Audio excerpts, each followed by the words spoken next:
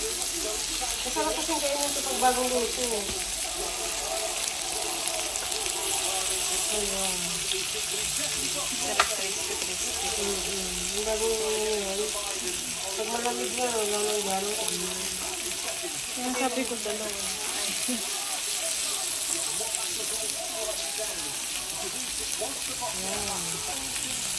I love eating.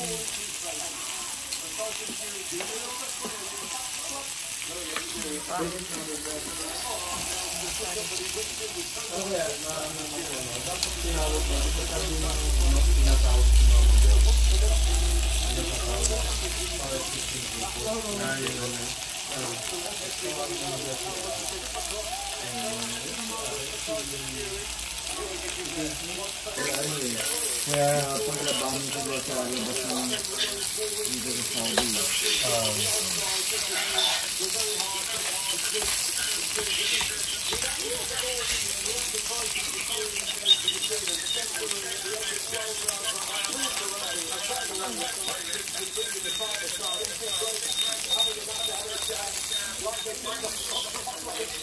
Split decision. Ano ibig sabihin? Ibig sabihin, usually tatlo judges. Pag split decision, ibig sabihin, dalawa versus isa. Dalawa versus isa.